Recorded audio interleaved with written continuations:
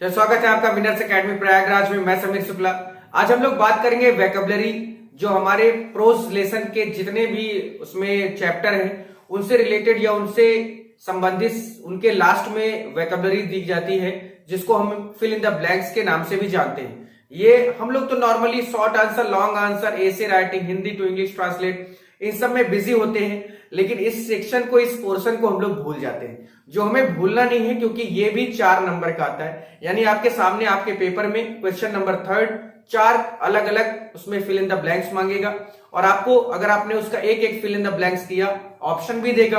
अगर आपने fill in the blanks किया तो एक सही करने पर आपको 1 नंबर मिलेगा, यानी 4 सही करना है और 4 नंबर आपकी जेब में। तो बहुत इंपॉर्टेंट है, क्योंकि 1 नंबर से बहुत सारी कहानियां बनती है और बिगड़ती हैं। 1 नंबर कम हो जाता है तो 59 यानी सेकंड डिवीजन, और 1 नंबर बढ़ जाता है तो 60 यानी फर्स्ट डिवीजन। तो 1 नंबर को आप सब ऐसे कमजोर ना समझिए भाई, हर नंबर हमारे लिए महत्वपूर्ण है, इंपॉर्टेंट है। हम लोग बात करेंगे आज सबसे पहले लेसन यानी अ गर्ल विद बास्केट का, जो लास्ट में वोकैबुलरी जो बेस्ड ऑन प्रोज टेक्स्ट के नाम से आएगा आपके पेपर में। आज सबसे पहला लेसन है अ गर्ल विद अ बास्केट। तो प्लीज वीडियो लास्ट तक देखना, बहुत इंटरेस्टिंग, बहुत गजब का होने वाला है। 4 नंबर की तैयारी करनी है, ये बहुत नॉर्मल चीजें हैं। आपको इसके लिए सबसे पहली बात ये कि आपको लेसन की जानकारी होनी चाहिए। डिस्क्रिप्शन में लिंक दिया है, पहले वीडियो देख लो लेसन का, जिससे आपको उस फिल इन द ब्लैंक्स को भरने में आसानी हो। तो सबसे पहला हमारा यहाँ पर vocabulary based on prose text a girl with basket. सबसे पहले हम लोग क्वेश्चन पढ़ते हैं, क्या है हमारा कि I was going as far as Bareilly, माने मैं बरेली तक जा रहा था या बरेली तक गया। अब यहां पर डैश डैश करके ट्रेन दिया हुआ है, डैश डैश करके ट्रेन दिया हुआ है। तो अब यहां पर बात यह है कि इन 4 ऑप्शन में से एक ऑप्शन हमें यहां पर फिल करना है। तो बाई यहां पर BUY है, इसका मतलब तो खरीदना होता है। और जब हम किसी जगह से किसी जगह तक किसी चीज से जाते हैं, यानी किसी साधन से जब हम एक जगह से दूसरी जगह जाते हैं, तो क्या हम बे लगाते हैं या बाय करते हैं या बाई करते हैं? तो सीधा सा ऑप्शन है, बहुत आसान है, इसमें बहुत ज्यादा आपको दिक्कत नहीं होगी। तो यहां पर आप भर सकते हैं बाई। तो I was going as far as Bareilly by train. यहां पर अगर आपने इतना कर दिया, आपका ये 1 नंबर सिक्योर हो गया, आपका 1 नंबर कोई काट नहीं सकता। तो सिर्फ एक शब्द लिखो और 1 नंबर मिल जाए, तो इससे अच्छा क्या है। आपके सामने 4 ऐसे क्वेश्चन होंगे जो एक ही लेसन से नहीं होंगे, अलग अलग लेसन से हो सकते हैं। तो आपको सारे लेसन की हिंदी जाननी चाहिए। नेक्स्ट है हमारा कि 9 मिलियन यानी 9 लाख लोग पीपल लेफ्ट पाकिस्तान, पाकिस्तान से को छोड़कर केम टू इंडिया, इंडिया आ गए, and drive in by the fear of, किस डर के कारण।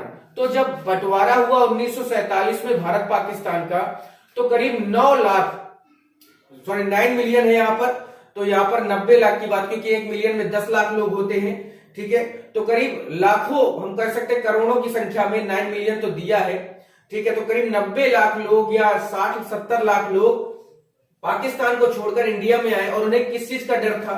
यह फैनेटिज्म यानी कट्टरता का। तो यहां पर यह बात यहाँ पे आपके सामने पॉलिटिकल डर की वजह से, या सामाजिक डर से, इकोनॉमिक यानी आर्थिक डर से, या रिलीजियस यानी धार्मिक डर से। तो किस डर से वो पाकिस्तान को छोड़कर इंडिया में आए? तो आपको पता ही है कि जो भी बंटवारा हुआ इंडिया और पाकिस्तान में, उसका एकमात्र कारण था रिलीजियस, कि जो मुस्लिम है वो पाकिस्तान में रहेंगे और जो हिंदू है वो हिंदुस्तान में रहेंगे।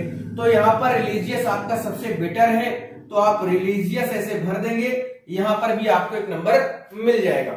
नेक्स्ट है हमारा कि the children selling basket were the sons and daughters of, वो बच्चे जो बास्केट को बेच रहे थे वो लड़के लड़कियां ऑफ किसके बच्चे थे? तो ऑफ दीज, अब किसके बच्चे थे?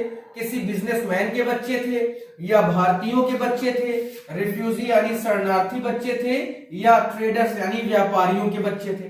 तो आपको भी पता है कि जब ये लोग इंडिया आए तो इनके लिए कोई ठौर ठिकाना नहीं था, ये जहां रहते थे वहीं पर बस जाते थे, जहां ये जाते थे वहीं बसकर अपना खर्चा चलाने के लिए तमाम तरह की चीजें बेचा करते थे। इन्हें हम लोग रिफ्यूजी के नाम से जानते हैं। तो यहाँ पर सबसे इंपॉर्टेंट जो वर्ड है वो है refugee. Then you can use here refugee word, आप यहां भर देंगे, आपका ये सही हो जाएगा। क्लियर हुआ? नेक्स्ट है आई बॉट 1, मैंने एक बास्केट फॉर फ्यू अनार्स, मैंने एक बास्केट कुछ आना देकर खरीद ली। तो वो बास्केट थी कैसी, स्मॉल थी, ग्रेट थी यानी छोटी थी, बड़ी थी, टीनी यानी और छोटी सी थी, या बिग थी बड़ी थी। तो यहाँ पर देखिए सबका मतलब एक ही जैसा है कि स्मॉल माने छोटा, टीनी माने छोटा, ग्रेट माने बड़ा, बिग माने बड़ा। तो यहाँ पर एक पर्टिकुलर वर्ड यूज किया गया था टीनी वर्ड का, यहाँ पर एक वर्ड यूज किया गया था टीनी वर्ड का, ठीक है। तो टीनी का मतलब क्या है आपको पता ही है कि बहुत छोटा, जो बहुत छोटा होता है उसके लिए क्या यूज करते हैं हम लोग, टीनी शब्द का यूज करते हैं। तो क्लियर हो गई बात, यहां पर हम टीनी का यूज करेंगे।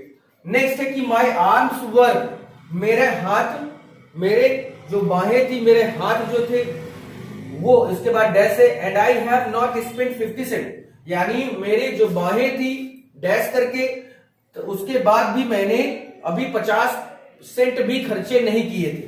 तो अब यहां पर सामने है कि टाइड यानी मेरे हाथ बंध गए थे, फिल्ड यानी भर गए थे, एम्प्टी यानी खाली थे, वैकेट यानी खाली थे। तो भाई मेरे हाथ में इतना एक भी सेंट यानी 50 सेंट भी नहीं खर्चे किए और मेरे हाथ भर गए। तो क्योंकि उन्होंने बहुत सारी बास्केट खरीद ली थी। तो वहां पर आपको फील्ड लिखना है कि फील्ड मतलब क्या होता है, भरना। तो यहां पर आप ऐसे लिख सकते हैं कि my arms were filled and I have not spent 50 cents. इस तरह से अगर आप करते हैं तो आप ये मान के चले कि हर लेसन में से कोई भी इसी लेसन से 2 उठा के दे दिया, अगले फेलो ट्रैवलर से 2 उठा के दे दिया, यानी 4 इस तरह के क्वेश्चन आपके सामने होंगे जिसे आपको करना है और 4 नंबर आपको मिल जाएगा। आसान है, कोई बहुत बड़ी बात नहीं है। लेसन का नॉलेज सीधा सीधा इसमें चाहिए आपको। जो अगर आपको चाहिए तो मैंने डिस्क्रिप्शन में लिंक दिया है, आप उसको जरूर देख लें एक बार। फिर आगे बढ़ते हैं हम लोग क्वेश्चन नंबर 6 की ओर। नंबर 6 है कि that no doubt is the reason these little children descended on me like that, no doubt यानी इसमें कोई संदेह नहीं था, कोई शक नहीं था। is the reason these little children, कि ये जो बच्चे छोटे छोटे हैं, descended on me like, जो मुझे घेरे हुए हैं चारों तरफ से, वो कैसे थे, तो बादल की तरह थे, बर्ड्स की तरह, चिड़िया की तरह, या चिड़िया या टिड्डों का जो झुंड होता है उसकी तरह, या फ्लाइज, फ्लाइज यानी मधुमक्खी। तो सीधी सी बात है, डिस्केंडेड ऑन मी लाइक लॉकट्स यानी झुंड। यहां पर लॉकट्स का मतलब क्या है, झुंड की बात होगी।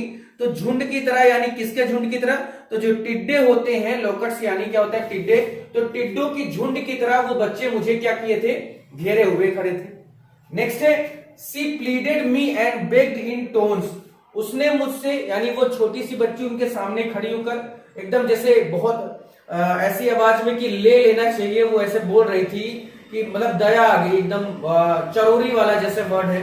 तो she pleaded me and begged in tones, उसने बड़ी ही चरोरी, बड़ी विनती उसने उसकी जबान से छलक रही थी और ऐसी बातें वो बोल रही थी दैट वुड, कि एनी हर्ट, किसी का भी दिल, तो किसी का भी दिल उसकी बातों को सुनकर कैसा हो जाए, अफेक्टेड हो जाए यानी प्रभावित हो जाए, रिंग यानी झकझोर देना, डैमेज यानी नष्ट कर देना, हर्ट यानी दुखी कर देना। तो वो उसकी जो बातें थी उसको सुनकर किसी का भी दिल क्या हो सकता था, एकदम पूरी तरह से कैसा हो सकता था, झकझोर जा सकता था। यानी जो सबसे बड़ी बात इसमें यह थी कि एकदम कष्ट देने लायक था उसका जो वर्ड था। तो रिंग माने होता है झकझोर देना या कष्ट देना, वो किसी के भी दिल को क्या कर सकता था, झकझोर सकती थी।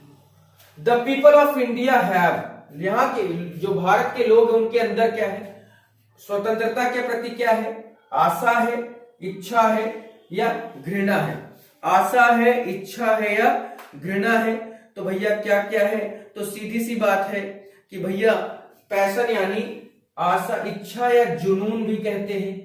तो यहां पर जो भारत के लोग हैं उनके अंदर स्वतंत्रता का क्या था, पैशन था यानी जुनून था, पैशन था यानी जुनून था। यहां पर हम लोग रिंग भरेंगे, WRING रिंग। यहां पर हम लोग लॉकट्स भरेंगे, LOCUSTS, और यहां पर पैशन। अगला है they lived in the cloth, वो लोग क्लॉथ यानी कपड़े, कपड़े और डैश करके बने हुए घर में रोड के किनारे रहते थे। तो वो जो घर था उनका, वो कपड़े के अलावा उसमें क्या लोहा भी था, पत्थर था, सीमेंट था या ग्रास था। तो सीधी सी बात है, कपड़े और घास का बना हुआ एक शेल्टर होम होता था, यानी एक जैसे झुग्गी झोपड़ी होती है उस तरह से। तो यहाँ पर आप ग्रास ही भरेंगे, इसके अलावा कोई अदर ऑप्शन आपको यूज करने की जरूरत नहीं है। तो यहाँ पर देखिए आपके सामने मैंने इतने यानी 9 रखे, एक और इस पे करवा देता हूं जो इंपॉर्टेंट है, उसके बाद यहाँ पर क्लियर कर देंगे, तो कोई दिक्कत नहीं होगी, आप परेशान ना हो, ठीक है। इसके बाद हम लोग एक और देखते हैं जो 10वां नंबर है उसको भी देख लेते हैं। तो देखिए लास्ट है कि द मोस्ट डैश डैश करके aggressive vendor was a beautiful girl of 9 right in front of me. मतलब उन्होंने बहुत सारे बच्चों को देखा जो उनके सामने तेज आवाज में चिल्ला चिल्ला कर टोकरिया फूल ऐसे सब बेच रहे थे, लेकिन उनके सामने उन्होंने अपने सामने एक लड़की को देखा। अग्रेसिव वेंडर बड़ी जो है वेंडर माने बेचने वाला होता है, तो उन्होंने एक लड़की को देखा जो 9 साल की थी और उनके सामने खड़ी थी। वो लड़की उन्हें कैसी लगी? तो वो लड़की क्या उन्हें ब्यूटीफुल लगी, यानी the most beautiful aggressive vendor, या केयर फ्री डिलिजेंट यानी कुशल या मेहनती, इंटेलिजेंट यानी बुद्धिमान। तो ब्यूटीफुल यानी सुंदर, केयर फ्री यानी मस्त एकदम, कोई दिक्कत नहीं, बीके चाहे ना बीके भाड़ में जाए, डिलिजेंट यानी मेहनती। तो भैया क्योंकि उसकी आंखों को देखकर, उसकी बातों को देखकर वो जिस तरह से अपने बास्केट्स को बेचना चाहती थी, उससे तो यही प्रतीत हो रहा था कि वो लड़की सबसे ज्यादा क्या थी? डिलिजेंट थी, यानी सबसे ज्यादा डिलिजेंट थी, यानी सबसे ज्यादा कैसी थी? मेहनती वेंडर, एग्रेसिव वेंडर, बेचने वाली लड़की जो उनके सामने 9 साल की थी और वो सामने खड़ी हुई थी। तो क्लियर हो गया, ये आपका वोकैबुलरी है, बेस्ड ऑन प्रोज टेक्स्ट है, अ गर्ल विद बास्केट का था। कल मैं सेकंड लेसन का भी इसी तरह से वोकैबुलरी करवा दूंगा, जिससे आपको कोई दिक्कत नहीं होगी। तो प्लीज वीडियो लाइक कर देना, ज्यादा से ज्यादा शेयर कर देना दोस्तों के पास, और सबसे बड़ी बात, नए हो तो सब्सक्राइब करके like share subscribe. Thank you. आज के लिए फिर इतना ही। नंबर 1 का टॉपिक था, 4 नंबर बन जाएंगे, ठीक है। Thank you.